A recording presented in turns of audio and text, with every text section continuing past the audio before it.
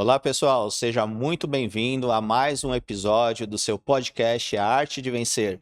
Um podcast feito especialmente para você, contando histórias inspiradoras e trazendo as melhores técnicas para o seu sucesso. Esse podcast tem o patrocínio do Espaço da Audição, uma empresa brasileira de aparelhos auditivos, uma empresa que detém uma alta tecnologia em seus produtos, ótimos serviços com uma rede credenciada de centenas de unidades espalhadas em todo o Brasil.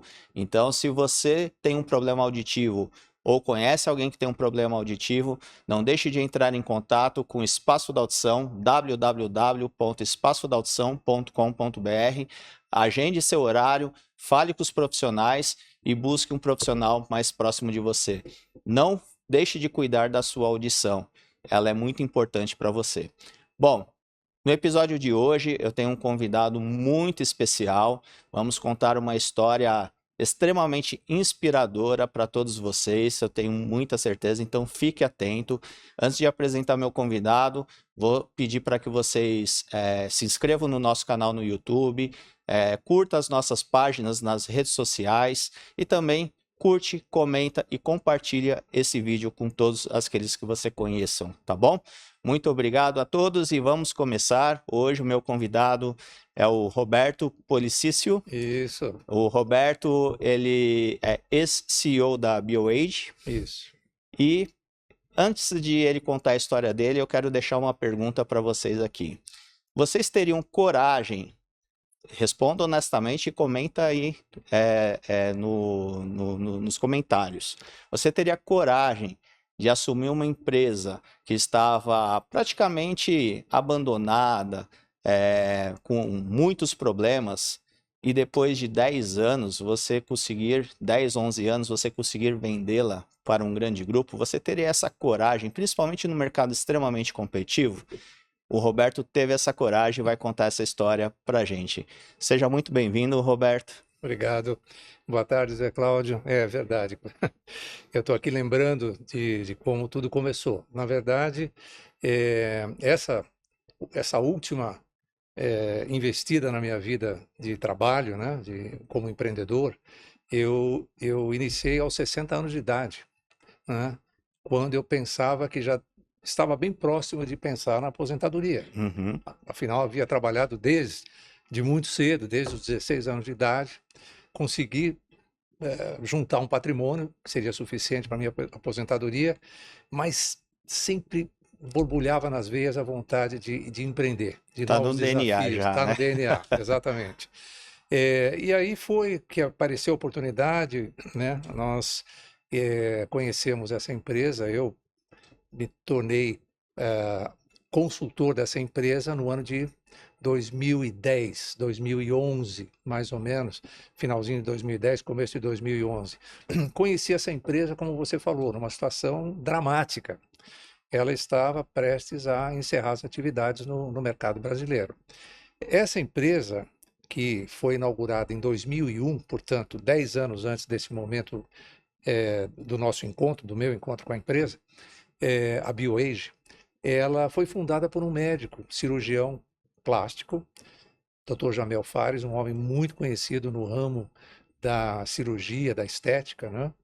E ele teve a visão de trazer para o mercado brasileiro produtos na área de dermocosméticos de categoria internacional, né? O mercado brasileiro, naquele momento, já comportava, e até o momento a gente basicamente vivia de produtos importados de alta qualidade, alta categoria e desempenho, principalmente desempenho. Na área de dermocosméticos, o produto tem que entregar, Uhum. né? E ele tinha certeza que seria capaz de trazer para o mercado brasileiro as condições de desenvolvimento e produção local de produtos de categoria internacional. Até então não existia. Olha, eram poucos e ainda a gente vivia muito mais em função dos importados, né? Que era o que dominava esse mercado de prestígio de desempenho. Quando eu falo desempenho, eu falo tanto o produto home care de uso domiciliar, né, pela cliente final, quanto, e principalmente no caso da BioAge, produtos destinados a uso profissional, para as esteticistas, para os biomédicos, ou biomédicas, e até para os dermatologistas, né? E esse mercado era muito incipiente no Brasil nessa época. E o Jamel conseguiu contratar pessoas de muito gabarito profissional na área de P&D para criar aqui fórmulas de igual para igual, para competir realmente com o mercado internacional, né? E assim lançou a BioAge em 2001. E como ele fez um trabalho muito bem estruturado na época, muito bem feito, fórmulas realmente de impacto, né? Ele conseguiu rapidamente atingir um sucesso razoável, rápido. Só que aí ele, no meio do percurso, ele decidiu investir em um outro segmento de negócios, mais voltado para a área médica, que é a produção dos injetáveis, né? Que até hoje dominam esse mercado aí de os injetáveis, os enzimas botulínicas, coisas desse tipo. E ele decidiu construir uma indústria, uma fábrica dele própria na Europa, na França. Com isso, ele começou a transferir recursos aqui do mercado brasileiro, recursos próprios e gerados pela própria BioAge, para financiar o negócio dele novo lá na Europa. E dando prioridade total, porque esse seria realmente um grande negócio para o mercado de estética profissional, medicina, estética e tudo mais. É um mercado mais avançado lá nesse É mais segmento. avançado, sem dúvida. E aí, com isso, ele passava a maior parte do tempo dele na Europa, se dedicando a esse novo negócio, e os recursos sendo investidos e canalizados para o crescimento lá. E aí a BioAge foi enfraquecendo. Você sabe, qualquer negócio, quando você tira o foco, quando você tira energia, ele tende a morrer. Ainda mais num país difícil como o nosso para empreender, né? Não tenha dúvida. E aí ele chegou num ponto que ele percebeu, ele se deu conta que a coisa não ia bem e ele foi tentar se aproximar, reaproximar para ver se conseguia reativar o negócio aqui no Brasil, né? Para piorar a situação, ele se deu conta que as pessoas com que ele havia deixado aqui o comando do negócio haviam trabalhado de forma indevida, inadequada, e a empresa estava realmente com danos financeiros e uma situação realmente totalmente descontrolada. A dívida naquele momento, em 2001, atingiu o patamar de quase 12 milhões, faturamento em declínio mês a mês, chegando a cair para 6 milhões anuais, não é nada, perto de uma dívida de 12, e ele principalmente perdeu aquilo que todo empreendedor necessita, que é o crédito. Se você não tem crédito com fornecedor, se você não inteiro, tem portas né? Você não inova, não lança produtos, não faz mais acabou nada. o negócio. E ele então decidiu fechar o negócio, apesar de toda a ideia que deu certo de início, todo o sonho que ele teve de empreender nesse segmento, ele estava com a cabeça voltada para o negócio novo dele lá na Europa. E isso, nesse momento eu conheci o Dr. Jamel. E ele me convidou porque ele queria tentar preparar essa empresa para vender. E como que você conheceu ele? O Jamel, ele já está, quando ele percebeu a situação que a empresa se encontrava, ele tentou buscar no mercado pessoas interessadas em adquirir a marca, adquirir a empresa, Sim. aqui no mercado brasileiro. Mas a situação, ele estava numa situação de descontrole muito grande e não tinha interessados. Ninguém realmente queria pôr dinheiro num negócio que estava já naufragando praticamente. Nessa situação, por intermédio de um amigo comum, ele chegou até a mim como alguém que poderia ajudá-lo, quem sabe, a maquiar o negócio, estruturar o negócio para vender de uma maneira um pouco mais fácil do que estava, como ele tinha encontrado. E eu fui trabalhar com ele nesse momento, né?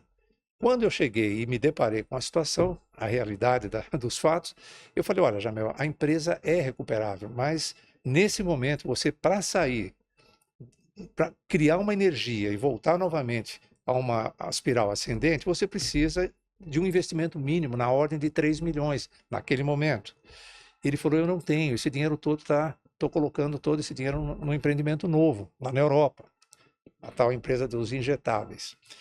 E eu falei, sem dinheiro mínimo para a gente poder honrar a folha de pagamento atrasada, para você ter uma ideia, né? Vai ser difícil. Ele falou, bom, se não tem alternativa, o melhor mesmo é encerrar as atividades. Mas deixa eu fazer uma pergunta. Fala. Mas você já era dessa área? Dentro da sua trajetória, Sim, você já atuava? na área, no segmento de beleza, sim. Tá. Eu comecei atuando em 1970 na Avon Cosméticos, né? Como estagiário, né? Depois eu acabei fazendo carreira de 20 anos na Avon e uma parte desses 20 anos, 4 anos eu passei nos Estados Unidos, na matriz deles, em Nova York. Depois eu atuei também na Nu Skin, que é uma multinacional no segmento de beleza, de cosméticos. Então é um segmento que eu tinha familiaridade, sim, né?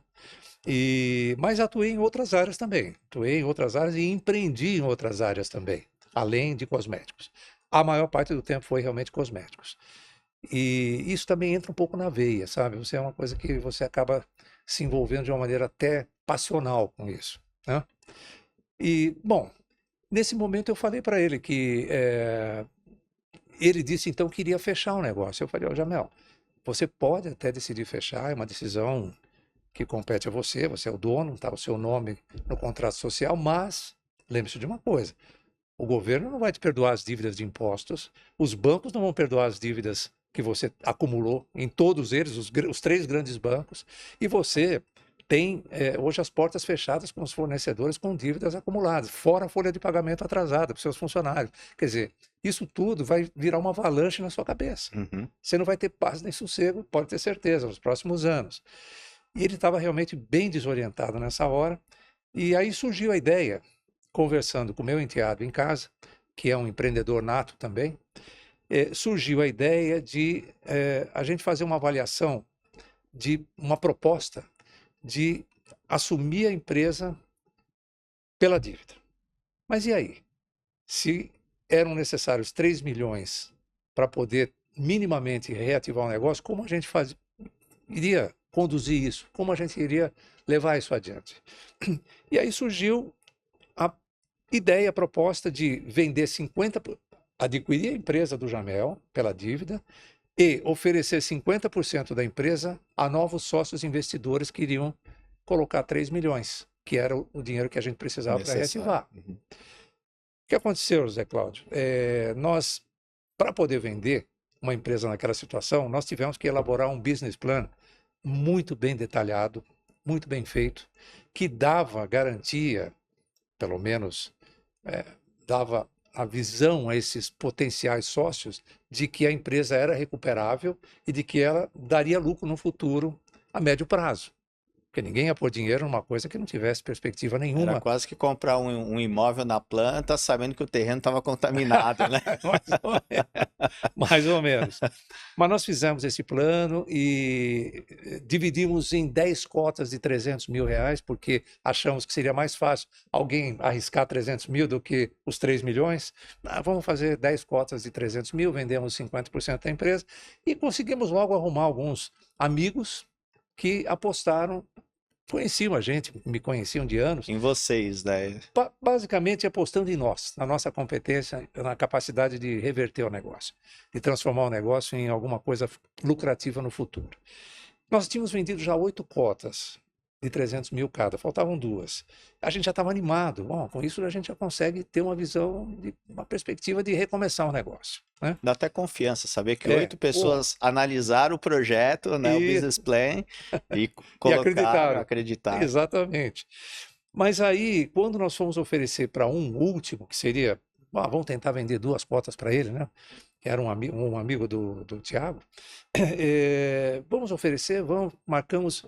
Eu tinha feito cirurgia nos olhos, estava lacrimejando, os olhos vermelhos, mas eu falei, cara, vamos assim mesmo, não posso perder Estava essa até oportunidade. emocionado. E exatamente o que aconteceu. Enquanto eu falava, e o Tiago, nós falávamos para esse prospecto, né, esse interessado, eu chorava. Eu estava de óculos escuros, mas eu chorava. E ele não entendia nada, né? Eu falei, pô, eu acabei de sair da cirurgia ontem, fiz uma cirurgia nos olhos, e é por isso que eu estou chorando, não estou emocionado, não. Mas se você quiser tomar isso com emoção, eu também estou realmente entusiasmado com o negócio. Aí fizemos uma conversa de amigos lá, e ele escutou atentamente, ficou pelo menos umas 2, 3 horas fazendo perguntas e tal. No final ele falou, olha, gostei, eu acho que esse negócio vai dar certo. plano está muito consistente. Ele era um empresário de vários ramos, ele tinha investimentos em ramo imobiliário, tinha importação de automóveis de luxo, tinha um monte de coisa pulverizada, assim, vários negócios. Ele ouviu, né, atentamente, fez perguntas sobre o plano e falou, gostei, quero participar disso, mas com um detalhe, eu não quero comprar 2 cotas. Ou eu compro as 10 cotas, 50%, ou não me interessa. Aí, Zé Cláudio, nós pensamos, bom, todas as pessoas comprometidas, entre aspas, com compra de cotas eram amigos, pessoais. Era só pegar o telefone, ligar para eles e falar, olha, nós conseguimos aí um outro financiamento, conseguimos recurso de outro meio, por outro meio, e tudo bem, obrigado pela confiança e tal, e foi o que nós fizemos. E esse sócio entrou e colocou os 3 milhões para adquirir 50% de um sonho. Ele embarcou no nosso sonho, essa é a verdade. E, para resumir a história desse sócio, ele pagou os 3 milhões e 2 anos depois ele vendeu 20%, porque ele comprou 50%, ele vendeu 20% pelos mesmos 3 milhões, ou seja, ele ficou com os 30% dele. Olha que Com maravilha. investimento zero. Mas ele teve a Cheirou um bom visão, negócio correu o e risco, foi. e 2 anos depois a situação já era diferente. Nós já tínhamos começado, a roda já estava girando. 2 anos depois a gente já botou a roda para girar. E como foi o primeiro dia ali depois que o dinheiro estava na mão? Como é que foi essa rotina? Bastante desafiador, né? Porque você tem 3 milhões com 12 de dívida de um lado. Só de banco era quase 5.600, na verdade, de bancos. Você com 3 milhões no caixa. Por outro lado, folha de pagamento. Se eu não pago o funcionário, ele não trabalha. E ele tem todo o direito de receber o seu salário. Comprar matéria-prima. E os fornecedores e tudo mais, né?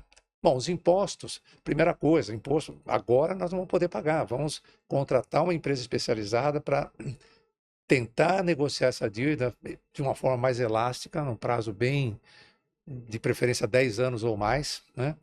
E esse escritório falou, olha, nós temos, e de fato tinham mesmo, informações muito quentes que vem um refis aí. E tá para chegar, tá para anunciar, daqui 1 mês, daqui 2, daqui 3 no máximo. A gente vai segurando, porque a gente não parava de receber oficial de justiça lá na porta, todo dia. E eles segurando, toreando. Vai sair, e saiu. Quando saiu o refis foi uma maravilha, porque nós conseguimos prolongar essa dívida, esticar essa dívida, negociar essa dívida e reduzir, assim, violentamente o valor, né? Com redução das multas e taxas e tal, e mora e tudo mais. Então, por um lado, a gente conseguiu segurar os impostos até o refis. Por outro, bancos fecharam as portas, né? Porque quando nós chamamos para negociar, devo quanto? 2 milhões? Ok, eu tenho 400 mil para te pagar. Que absurdo. Eles saíram indignados de lá, né? Viravam as costas, iam embora, batendo o pé. Vinha uma trupe de agentes do banco para receber, para negociar com a gente. E nós não tínhamos dinheiro, o que nós tínhamos era isso. E nós tínhamos que priorizar a retomada. E aí, entre uma luta e outra, né? Porque nós dividimos aí, nesse momento nós nos dividimos. O Tiago, que era meu sócio também executivo, ele ficou ali na linha de frente, peitando todos os cobradores e fornecedores e tudo mais. Te dando retaguarda para... E eu comecei a trabalhar na reativação do negócio. Porque no último ano, sem recurso, a empresa parou de lançar produtos. E inovação nesse segmento de negócio é vital. É fundamental. Fundamental. Você tem que inovar constantemente. O consumidor espera isso. Espera isso, porque ele vê o mercado, ele vê... É um mercado dinâmico demais, dinâmica. Todo mês você vê lançamentos de novidades. Você não pode ficar parado, né? Para você ter uma ideia, depois que a gente retomou, que a empresa estava num patamar já estabilizado e tudo mais, a nossa média de lançamentos anual era de 30 a 40 produtos. É muito difícil, porque desenvolver um produto na bancada, a partir do zero, transformar aquela fórmula, testar exaustivamente para comprovar a eficácia de cada produto, senão você não lança o produto. E depois é um processo caro, né? É muito caro e demorado. E uma das vantagens de nós, empresas pequenas, né, comparado com essas gigantes do mercado, é a agilidade, coisa que eles não têm. Então nós não podíamos perder isso de maneira nenhuma. É o nosso diferencial. É a agilidade de estar inovando mais rapidamente do que eles. Eu acho que uma das maiores complexidades também é que é um mercado extremamente competitivo, aonde esses concorrentes têm um poder econômico muito Brutal, forte, brutal. né? Então é um desafio imenso. É muito grande. Porque eles entram com tudo, né? Qualquer lançamento que eles fazem, embora, e é normalmente esse mesmo, o ciclo deles de P&D para uma inovação é, em média, 3 anos. E nós conseguíamos fazer de 12 meses, que era o limite, a gente trazia isso para 10 meses, 9 meses. O desenvolvimento de um produto a partir de uma ideia, a partir do zero. E ao mesmo tempo o consumidor, ele gosta de novidades, ele Gosta, quer, ele consome a novidade. Então, consome a isso novidade. foi fundamental, essa inovação mais rápida, nesses lançamentos mais rápidos. Decisivo, sem dúvida. E no nosso segmento, mais especificamente, Zé Cláudio, nós tínhamos duas linhas bem distintas dentro do nosso negócio. Uma linha que era totalmente voltada para o profissional e exclusiva para o profissional. Eu não vendo esses produtos para a consumidora final, Uhum, porque são produtos que têm um modo de utilização que deve ser muito bem controlado e muito bem aplicado por quem entende de fisiologia da pele e tudo mais, né? Esse produto eu só vendo para profissional formada uhum. em curso superior de estética, né? Ou biomédica, enfim. E eu tenho a linha Home Care. Essa profissional, nesse momento, era a pessoa que fazia chegar até o consumidor final o meu produto. Então eu primeiro tinha que convencer essa aqui que entende do assunto, que tem na mão todo o mercado, todos os lançamentos para comparar e avaliar, antes dela decidir, optar e levar o produto para a consumidora final com a nossa marca, para o home care, para a consumidora Sim. final, né? Então a gente realmente precisava ter desempenho, porque eu estava mostrando para quem entende do assunto, para ela comparar com as outras marcas. E nós tivemos eu acho que um fator de muito positivo para nós, que foi a área de P&D que o Dr. Jamel deixou. Ele deixou pessoas formadas, muito capacitadas para desenvolvimento rápido. Ele criou essa dinâmica e isso fazia parte já do negócio. Coisa que numa multinacional grande, porque depois, entre outras coisas, nós aproveitamos o tempo ocioso da fábrica para terceirizar para grandes empresas, inclusive multinacionais, grandes. E aí você vê a morosidade de um processo dentro de uma empresa grande dessa, comparado com o que nós tínhamos internamente, né? Mas é assim mesmo, esse é o mercado. Mas quando vocês assumiram, é, em que pé estava como que esses profissionais, esteticistas, esses profissionais, como eles estavam enxergando o processo que se encontrava a BioAge quando vocês assumiram?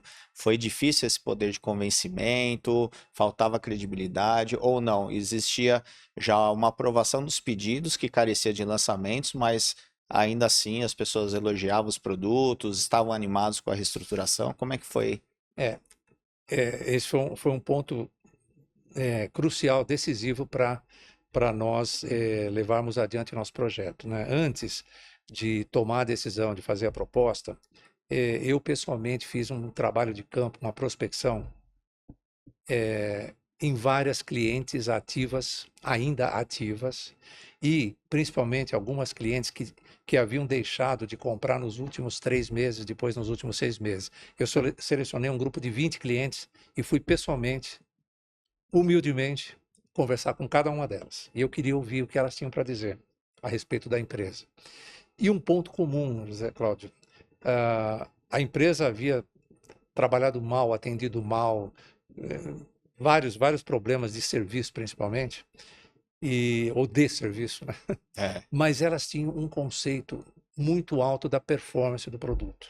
Mesmo aquelas que estavam muito insatisfeitas com a marca, por outras razões, elas nunca se referiam à marca BioAge, ao produto BioAge, de maneira negativa em relação ao desempenho, à performance do produto. Isso foi fundamental. e uma coisa também bastante interessante, né, que vocês enxergaram a questão da economia colaborativa.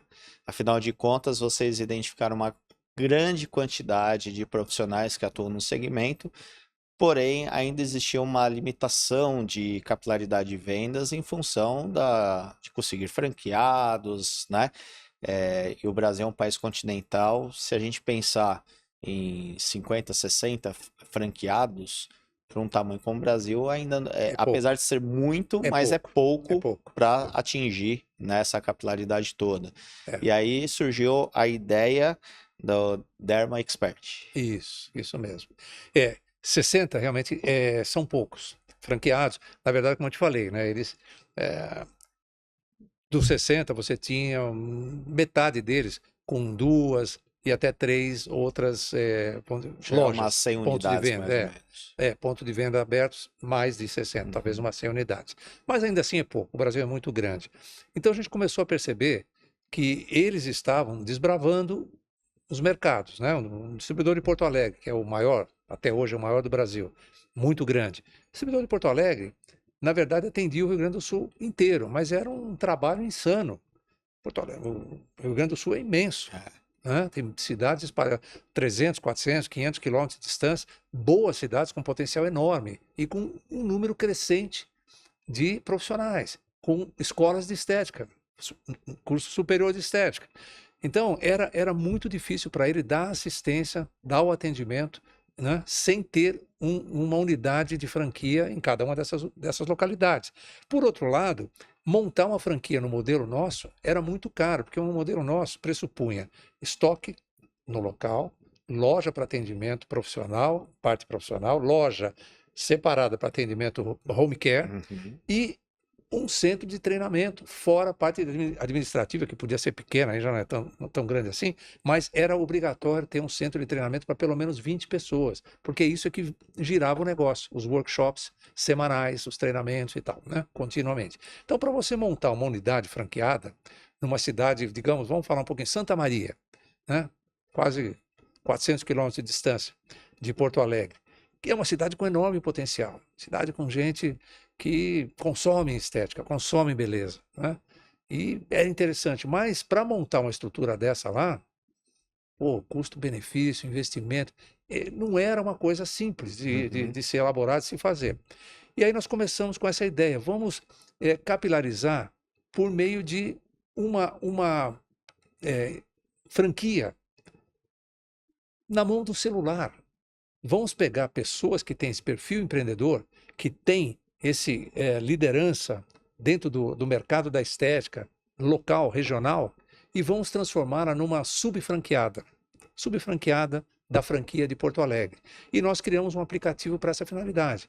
Ela, com esse aplicativo, ela tinha contato permanente e direto com a franqueada, todas as vendas do Rio Grande do Sul passavam pela franqueada, quer dizer, eu não concorria com ela, Sim, isso era fundamental, sem dúvida. né? Tudo passava por ela, mas era como se fosse realmente uma subsidiária pequena, né? Em cada pequena cidade. Ela foi abrindo uma Derma Expert em cada uma das cidades, dando o treinamento, e a gente começou a ter tudo diferenciado para ela. Treinamentos diferenciados, descontos, promoções. A Derma Expert passou a ser realmente uma segunda linha dentro dessa hierarquia, uma segunda linha, mas sempre passando pela franqueada que sempre tinha participação em qualquer tipo de negócio, qualquer volume de negócio. E também vamos organizar um grande seminário no Rio Grande do Sul. Pô, a gente fez seminário, chegamos a fazer, a gente chamava de roadshows, os roadshows. Uhum. Nós chegamos a fazer roadshows para 800 profissionais. Então, quando você fazia só em Porto Alegre, vinha 300, era um grupo grande, né? 300 e pouco. Mas nem tudo na sua trajetória também foram flores, né? Não, não foram. Não, não foram. Na verdade, Cláudio, eu sempre tive essa chama do empreendedorismo, eu sempre tive a vontade de empreender, ter um negócio, sempre, sempre, desde sempre. Comecei trabalhando como executivo, como estagiário, depois, enfim, executivo, na área de TI. Comecei trabalhando na área de TI, na Avon Cosméticos, trabalhei muitos anos lá e tal. Mas logo que eu deixei o mundo executivo, eu tinha algumas economias, eu tentei outros negócios, né? Tentei na área de suplementação nutricional, né? Montamos uma empresa que importava produtos. Na verdade, nós tínhamos os produtos já contratados para importar de Utah, nos Estados Unidos, e foi o momento que o business plan estava pronto, o capital necessário pronto, tudo preparado para o início do negócio. Foi quando a gente teve a primeira maxi desvalorização da nossa moeda, né? Dólar real, que estava na base de 1 por 1, meu Foi plano pra foi 4. montado 1 por 1, de repente, em 2 anos passou para 4. E acabou com o plano de negócio, não tinha plano de negócio que resistisse a uma situação dessa, né? Mas eu já tinha investido muito tempo, muito dinheiro, né? O fato de você ficar sem trabalhar, você já está perdendo dinheiro, já está se bancando. E aí montar uma estrutura, já tinha montado escritório, já estava responsável técnico, contador, enfim, já tinha tudo para começar o negócio dentro de pouco tempo. E aí inviabilizou. Tudo que eu pus, perdi, voltei para o mercado de trabalho. E comecei a juntar dinheiro novamente, guardar dinheiro novamente. A segunda tentativa, cara, um negócio totalmente fora da minha... Porque apareceu uma oportunidade. Foi no ramo de semijoias, né? Joias folheadas a ouro, prata e tal. E é um ramo interessante, mas é um ramo dificílimo. E eu não entendia, não era o meu passado, né? Eu adquiri um negócio achando que eu também iria adquirir o know-how junto com o negócio. Mas os antigos donos praticamente passaram o negócio e falaram, se vira, agora toma que Cuida que o filho é teu, toma né? que o filho é seu, exatamente. E aí foi difícil, porque a gente penou muito, é um ramo que tem muita especificidade, e eu e um sócio que a gente tinha na época, tentamos de todas as formas entender, mas o tempo foi crucial, a gente não tinha fôlego para aguentar esse aprendizado, não deu para pagar o aprendizado, né? Também não deu certo. Não desisti, não desisti. Vamos de novo. E aí, guarda dinheiro, tentei pela terceira vez. Um outro negócio, era uma empresa bem conhecida no mercado, também não vou citar o nome, mas é uma empresa conhecida no mercado que queria entrar no ramo, eles já estão no mercado com suplementos nutricionais, eles queriam entrar no mercado com essa parte de vitaminas para atletas e tudo mais e tal. E mergulhei de cabeça na ideia, porque era uma empresa boa, e tinha todos os parâmetros para funcionar, montamos um plano também, detalhamos o plano, fizemos toda a lição de casa para começar, mas essa pessoa que seria minha sócia, que era dona desse outro negócio, acabou sofrendo um revés na vida, não importa um detalhe aí, e acabou desistindo do negócio, me deixou sozinho, eu não tive condições de continuar. Mas não desisti. E na quarta tentativa veio a BioAge, a gente já estava mais maduro, aí o couro já fica mais calejado também, né? A gente aprendeu muito o que fazer, o que não fazer, e dar passos consistentes, pisar sempre num chão firme. E foi um aprendizado, né? A gente teve que passar por tudo isso para aprender.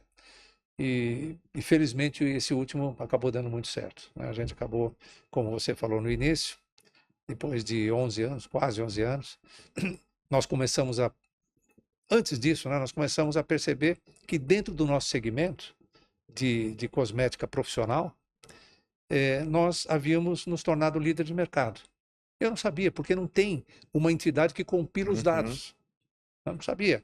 Mas quem é que nos colocou nessa posição? Os fornecedores. Todos os fornecedores, nós começamos a perceber. Eles têm parâmetros. Né? Eles fornecem para todo mundo, né? E eles começaram a nos dar um tratamento diferenciado, um tratamento VIP. Por exemplo, eu ia para essas feiras, a de Paris, por exemplo, eu não tinha noite para jantar com os convites que eu recebia dos fornecedores que têm escritório regional aqui no Brasil, mas são empresas multinacionais, né? Atuam lá. E, de repente, a gente tinha convite de todos eles. Ah, vem jantar, almoçar. Né? Cara, começamos a ser paparicados, né? E aí conversa com um, com o outro, aquele que você tem mais intimidade, e eles falavam, vocês compram disparado mais que todos os seus concorrentes diretos aqui. Né? E do outro também, Fala, pô, eu acho que nós estamos numa posição interessante. E aí, Claudio, foi quando começaram a aparecer os fundos que queriam comprar o negócio, comprar parte do negócio. Tivemos proposta de fazer fusão com outras empresas, tivemos várias propostas. Analisamos uma, outra, tal, mas nenhuma realmente nos convencia de que a coisa era boa, que seria um bom negócio para nós e para eles, porque também não adiantava simplesmente, apareceu uma oportunidade, vamos, tal, tchau. Né? Não, a gente construiu com muito carinho aqui, né? Muito. A família era uma família mesmo, né? A gente queria ver uma continuidade daquilo que a gente construiu. E não alguém que fosse comprar para, 2 anos daqui, 2 anos vou É. vender, enfim, vou dobrar o Ou valor, vou compra vender para para fechar, né? Para fechar, não para incomodar. não. E aí apareceu essa proposta da Ipera. A Ipera nos procurou. A Ipera, como eu te falei na época que nós conhecemos, era Hipermarcas, depois mudou para Ipera.